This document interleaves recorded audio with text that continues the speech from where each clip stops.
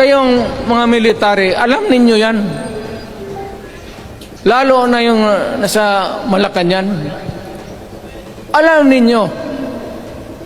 The Armed Forces of the Philippines, alam ninyo. May drug addict tayo na presidente.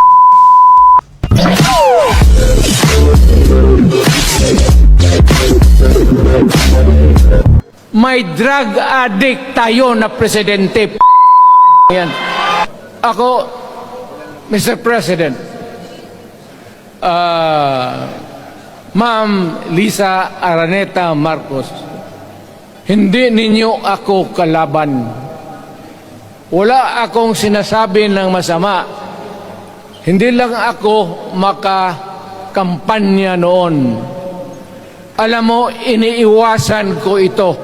Itong panahon na ito talaga ang iniwasan ko kasi mapipilitan ako ngayon magsalita laban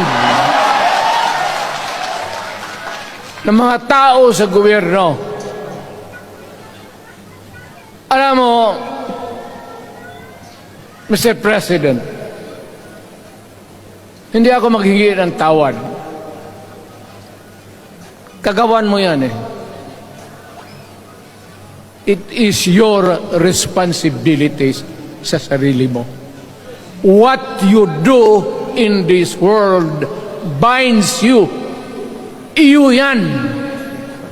Huwag mong sisihin ang ibang tao kasi sarili mong utak at katawan yan. Nung ako'y mayor, pinakitaan ako ng evidence ng PDEA. Doon sa listahan, nandoon yung pangalan mo. Ayaw kong sabihin yan kasi magkaibigan tayo. Kung hindi magkaibigan, magkakilala. Ikaw pumapasok kayo ng alanganin. Mr. President, baka susunod ka sa dinaanan ng tatay mo. Diyan ako takot. Ayaw ko mangyari sa iyo yan.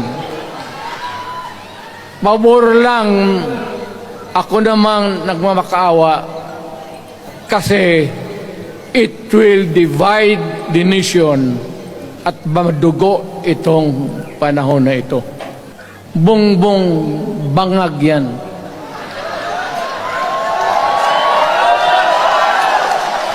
That's why sinasabi ko na sa inyo ngayon, si Bongbong Marcos bangag noon, ngayong presidente na bangag natin ang presidente.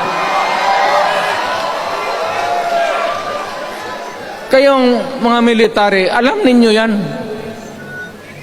Lalo na yung nasa Malacanang. Alam ninyo. The Armed Forces of the Philippines, alam ninyo. May drug addict tayo na presidente. Hanggang dito na lang muna ang ating video at kung nagustuhan nyo, huwag kalimutan mag-subscribe at pindutin nyo na rin ang notification bell para ma-notify kayo sa ating susunod na video. Maraming salamat!